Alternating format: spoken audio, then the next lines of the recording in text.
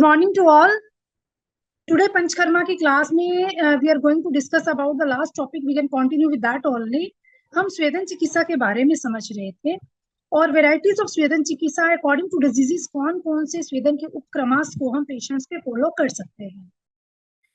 अभी हमारा जो 3 दिन का सेशन रहा जोधपुर में, उसमें भी हमने स्टूडेंट्स को अलग डिफरेंट टाइप ऑफ स्वेदन चिकित्सा, mud therapies, hydrotherapy, sun bath और मड थेरेपीज की वेराइटीज और मड थेरेपीज को इस डिजीज में कौन से हर्ब्स को मिक्स करके हम मड का यूटिलाइजेशन कर सकते हैं, वो सारे ही ट्रीटमेंट्स हमने एक्सप्लेन किए हैं। उसके video lectures we will share in a group, naturopathy के ग्रुप में हम उसको शेयर कर देंगे। ठीक है, और next we are having a practicals same Jodhpur में ही हमारा रहेगा नेचुरोपैथी के प्रैक्टिकल्स। इट्स ऑन 2 जून, 3 दिन का रहेगा। अगर आप में से किसी भी स्टूडेंट को ज्वाइन करना होगा ये प्रैक्टिकल, सो वो आप काजल से एक बार कंफर्म कर लेगा, बिकॉज हैविंग लिमिटेड सीट्स। तो अगर आपको ज्वाइन करना है तो अकॉर्डिंग टू टिकट्स वगैरह with the class, we already understand with the then we can do vyam, ushna, ये व्यायाम और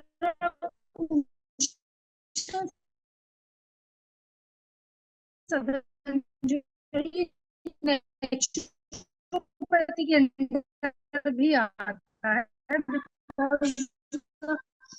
We are having the student here, मैं देख रही हूँ जो क्लासेस को अटेंड कर रहे हैं कुछ नेचुरोपैथी के लिए, वो कैसे सकते हैं। तो हम किसी भी पेशेंट को मानते हैं, अगर सिम्टम्स है पेशेंट को सन बाथ की एडवाइस करते हो, हाइड्रोथेरेपी सन एडवाइस कर सकते हो, व्यायाम उसको रख के बॉडी में जो साइड सेल्स रहते हैं, जो सेल्स डैमेज होते हैं और नए सेल डेवलप होते हैं। अगर कोई पेशेंट को हम एम्प्टी स्टमक देते हैं या फास्टिंग का ट्रीटमेंट देते हैं, उस कंडीशन में क्या रहता है कि उसकी बॉडी के इंटरनल जो बैड सेल्स होते हैं वो खुद से ही उसको एनगल्फ करने लग पड़ते हैं, तो जिससे पेशेंट की रिकवरी हमें मिल जाती है। बिकॉज जितने भी बैड सेल्स होते हैं जब वो मल्टीप्लाई होते हैं तो वो बहुत सारी डिजीजेस कॉज करते हैं। बट इन केस ऑफ जब हम उस पेशेंट को फास्टिंग करवाते हैं तो जो बैड सेल्स है वही उसको एनगल्प कर देंगे, तो पेशेंट की नए सेल जो बनेंगे वो रिजुविनेटिंग सेल्स बनेंगे। ठीक है, नेक्स्ट हम पेशेंट को बाय एक्सपीरियंस ऑफ फियर, एकदम से उसको भय, डर, क्रोध, इन सब चीजों से भी, उसकी एंगर बढ़ने से भी उसकी बॉडी की हीट जो है वो ज्यादा प्रोड्यूस होना शुरू हो जाती है, क्योंकि जैसे ही एंग्री होता है तो एंड्रोजन हार्मोन जो है वो हमारी किडनी के ऊपर एड्रेनल ग्लैंड्स होती हैं जो सिक्रीट करती हैं। तो जैसे ही एड्रेनलिन ग्लैंड एक्सेसिव हार्मोन्स को सिक्रीशन करती हैं तो ह्यूमन बॉडी में एंगर जो है वो एकदम से बढ़ जाता है। So that's why we are explaining to them you should take a cold water, because when they are taking a lot of water it acts as a diuretic काम करता है और जो हार्मोन्स की प्रोडक्शंस होती हैं वो सबसाइड होना शुरू हो जाती है। नेक्स्ट उपनाहा हमने समझा था। उपनाहा is the pasting of the medicine, जिसमें डिफरेंट की मेडिसिन को आप पेस्ट कर सकते हो। अब गहा में आप लाइटनिंग कर सकते हो, आतप में सन को एक्सपोज कर सकते हो। देखिए आतप सेवन तो जिस भी पेशेंट में विटामिन डी की हमें डेफिशिएंसी दिखती है, किसी भी पेशेंट में जहां पे आपको विटामिन डी की डेफिशिएंसी दिख रही है, don't give any extra pills, कोई मेडिसिन, कोई कैल्शियम सप्लीमेंट देने की कोई आवश्यकता नहीं होती है। अगर patient is taking a regular sun bath, morning का 8 to 8:30 जो सन राइजिंग का टाइम होता है, 6:30 का जो 7-8 o'clock का सनराइज सन की रेज रहती है, that is rich exposure of vitamin D. Tell the patient to apply a small oil, वो ऑयल कोकोनट ऑयल भी हो सकता है, आपका सिंपल सेसमन ऑयल भी हो सकता है, सरसों का तेल भी अप्लाई करवा सकते हो, वो तेल को अप्लाई करे फुल बॉडी पे, then they can lie down under the sun.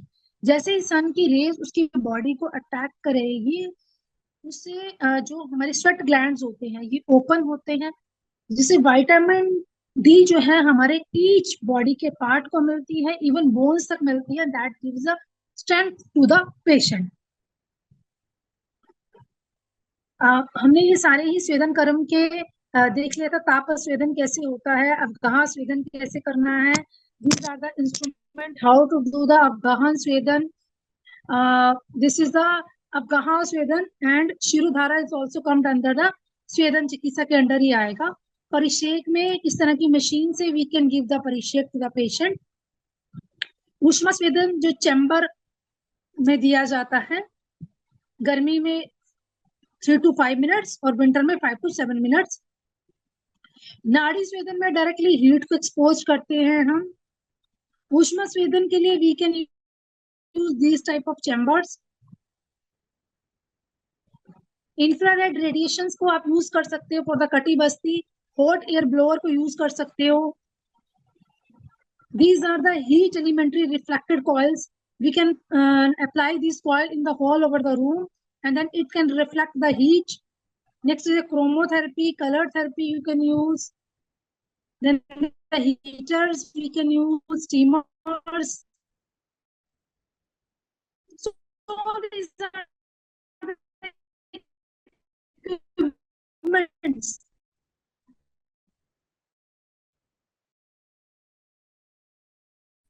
For that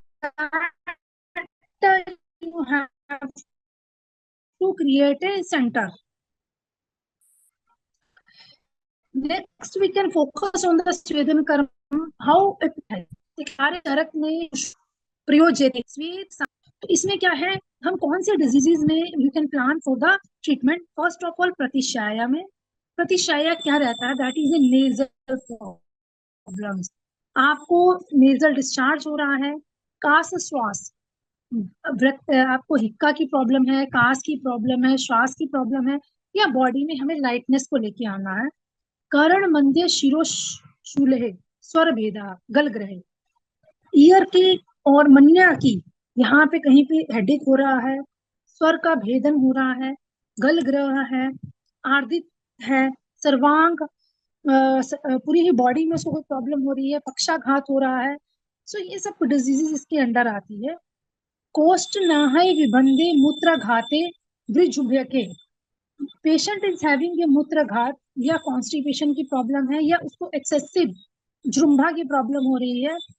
पार्श्व पृष्ठ कटी कुक्षी संग ग्रहे हृदय सुषु मूत्र कृच्चे महत्वे च मुष्कायोः अंगमर्दके पाद जानु रुजा अंग संग ग्रहे. It means that the patient is having पादा में, जानू में या उसकी बॉडी के अनदर पार्ट में कहीं पे भी ऑब्स्ट्रक्शंस हो रहे हैं, खल्ली बन गया है, यहाँ पे पेन हो रहा है, शीत उसे डेवलप हो रहा है, वात कंटक बन गए हैं, संकोचन, लेग्स के इंटरनल पार्ट्स में टाइटनेस लग रहा है, स्तब्धता हो रही है, गौरव हैवीनेस हो गया है, सर्वांग विकारेषु संवेदनम हितमुच्यते. तो यहाँ पे प्रतिशाया, कास, हिक्का, श्वास, इन सब डिजीजेस को आचार्य ने कफज व्याधिस लिया है.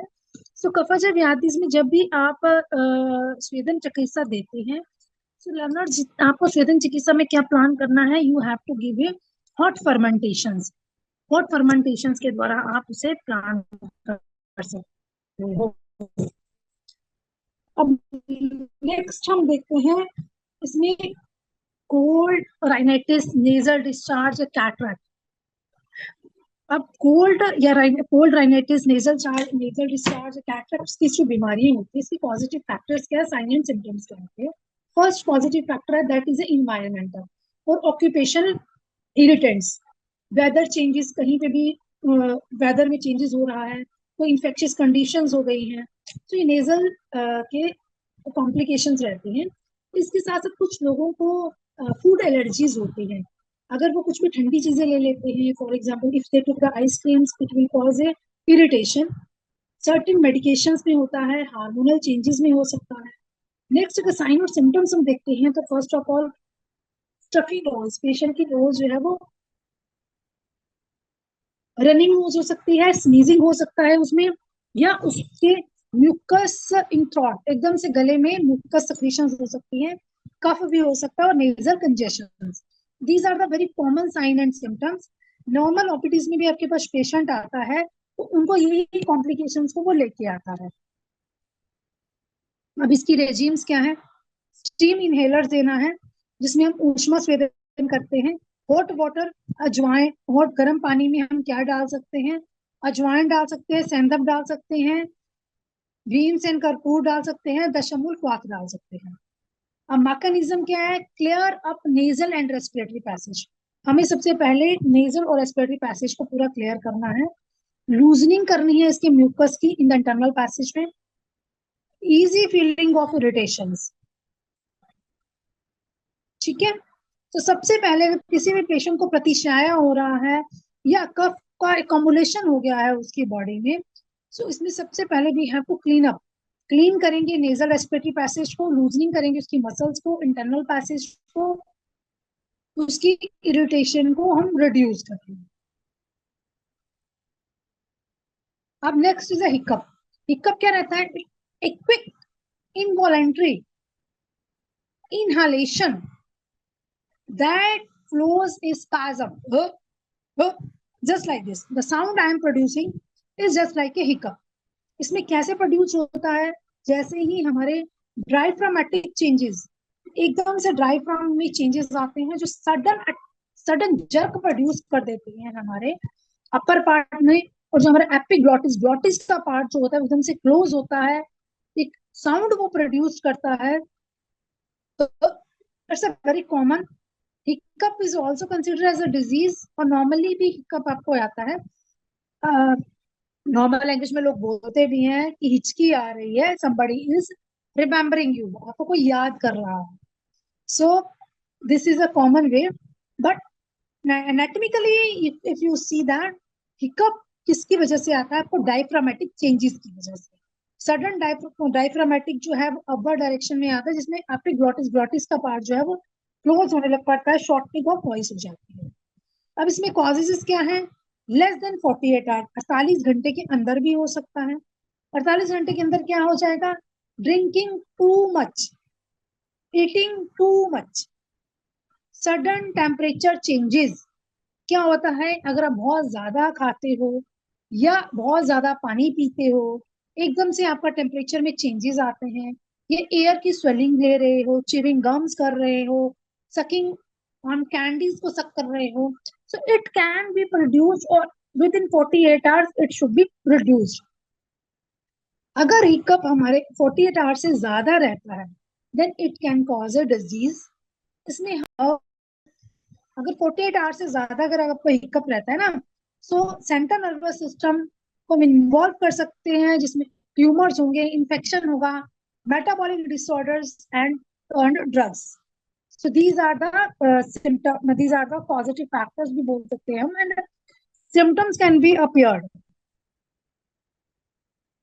आप पेशेंट को ब्रोंकियल अस्थमा की जहां बात करते हैं, तो bronchial asthma it is genetical भी हो सकता है, कोई वायरल इन्फेक्शन की वजह से भी हो सकता है, हाइजीनिक हाइपोथेसिस भी हो सकता है, अर्ली एलर्जिक एक्सपोजर, बहुत जल्दी हमने किसी एलर्जी को एक्सपोजर किया, it can produce a bronchial asthma.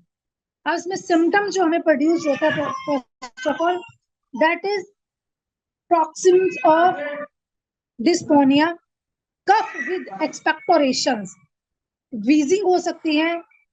जैसे ही समर का सीजन आता है, ये रेनी सीजन आता है, इट कैन बी वर्स्ट, ये ज्यादा प्रॉब्लम क्रिएट करेगा। अब इसमें जो ट्रीटमेंट्स आते हैं दैट इज स्वेदन, नाड़ी, प्रस्त्र, संकर स्वेदन। Is this type of treatment we can plan. नाड़ी स्वेदन दे सकते हैं, प्रस्त्र स्वेदन दे सकते हैं, संकर स्वेदन दे सकते हैं। सो ट्रीटमेंट रेजिम्स की जो मैंने स्लाइड अभी आपको शेयर करी है, so you can see there slide. First of all जो हम ट्रीटमेंट देते हैं दैट इज ए निदान परिवर्जन। I think everybody is aware about that, because last class में मैंने इसके बारे में एक्सप्लेन किया था। सो anybody can communicate on that, the nidan parivarjan, what it means, nidan parivarjan, and how you can cure the patient। निदान परिवर्जन से आप लोग क्या समझते हैं? यस, निदान परिवर्जन से आप लोग क्या समझते हैं, and how you can cure the patient with the निदान परिवर्जन treatments. Anyone of you can explain me? देखिए, अगर आप नेचुरोपैथी प्रैक्टिस करते हैं या आयुर्वेदा प्रैक्टिस करते हैं, in both sciences first of line of treatment हमारा रहता है निदान परिवर्जन। Is that the positive factor? हमें किसी भी डिजीज का उसके पॉजिटिव फैक्टर को समझना है, किस कारण से ये प्रॉब्लम हमारी बॉडी में आई है, और उसके accordingly we have to plan. निदान परिवर्जन मतलब द पॉजिटिव फैक्टर को बिल्कुल अवॉइड कर देना। अगर आपको पता है कि आपको आगे झुकने की वजह से ये प्रॉब्लम हो रही है, तो यू शुड अवॉइड दैट। अगर आपको लगता है कि बाहर एकदम से हॉट गर्मी का मौसम है, एकदम से बाहर धूप में जाने से आपको हीट स्ट्रोक हो सकता है, या फिर आपको ज्वर की ही कोई वैरायटी अगर हो सकती है, तो आप यू शुड अवॉइड दैट। अगर आपको पता है कि if you are taking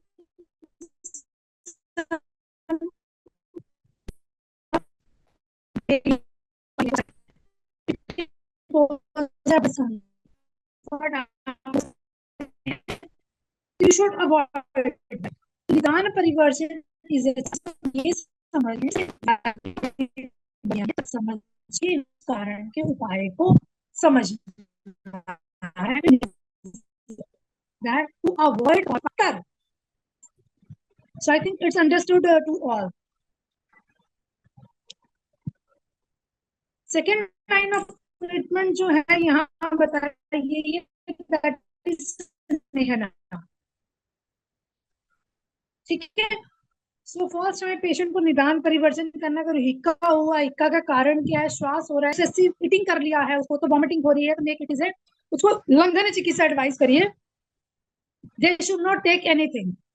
next is स्नेहना। स्नेहना इज द ट्रीटमेंट जहां पे हमें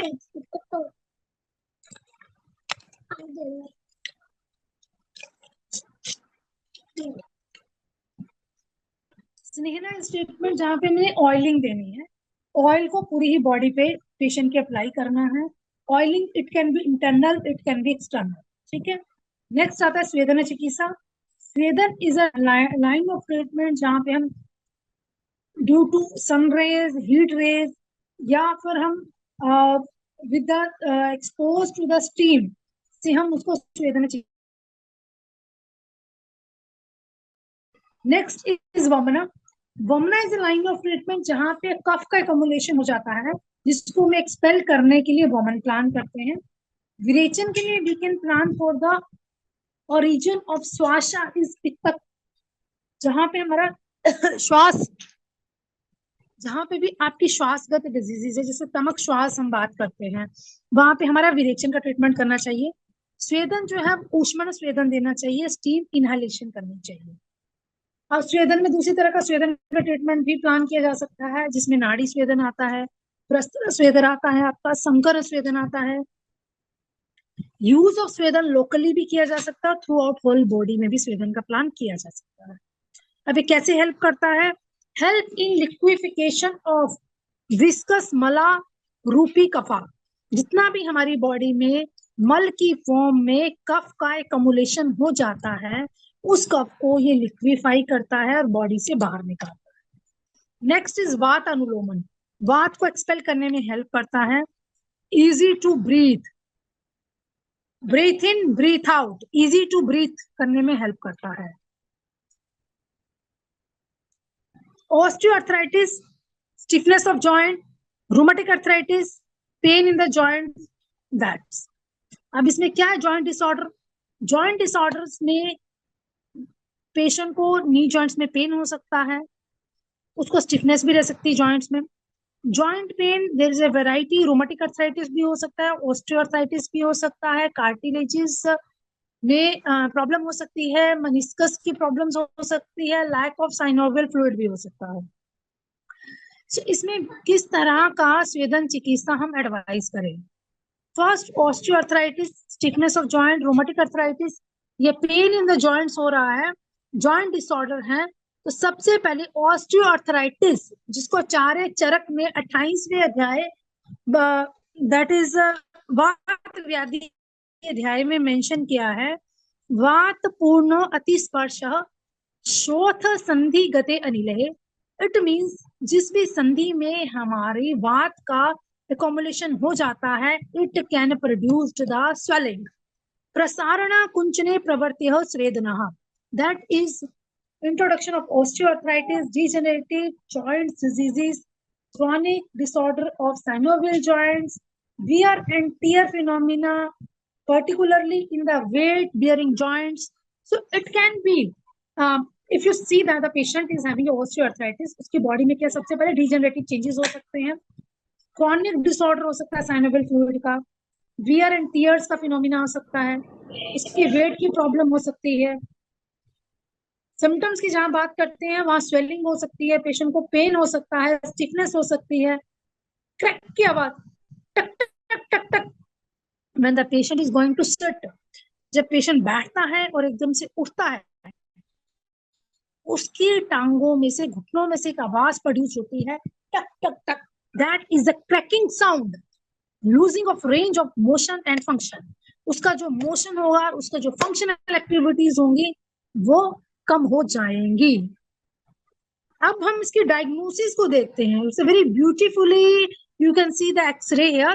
that is the diagnosis is mainly clinical support for the radiography. Our first X-ray or second X-ray में you can see that what is the difference in that?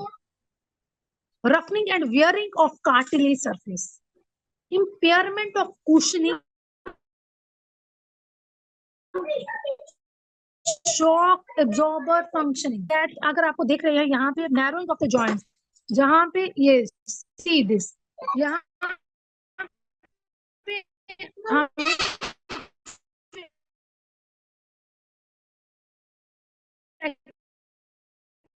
X ray मिला है,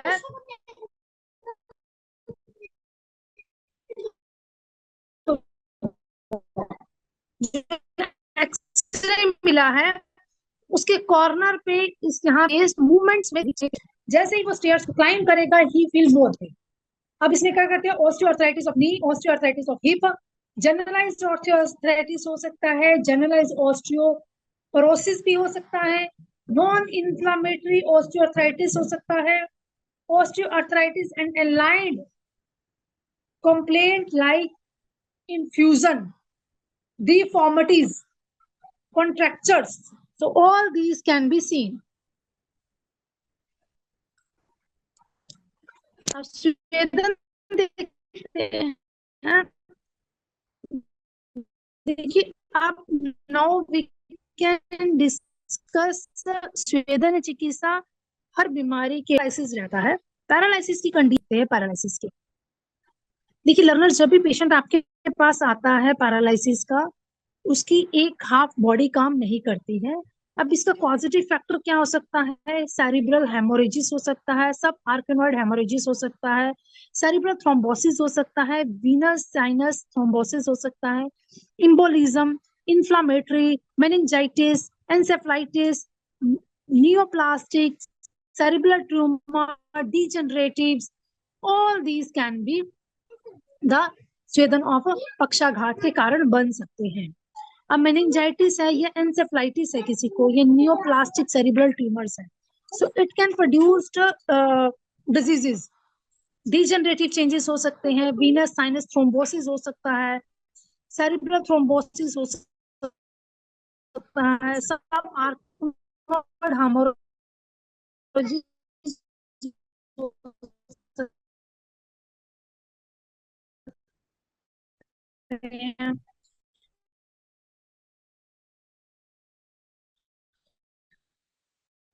तो अगर जब इसके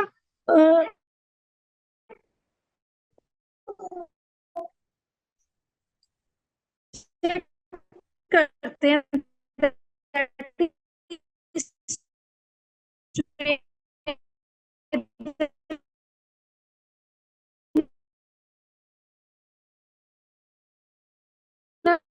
स्नेहन युक्तम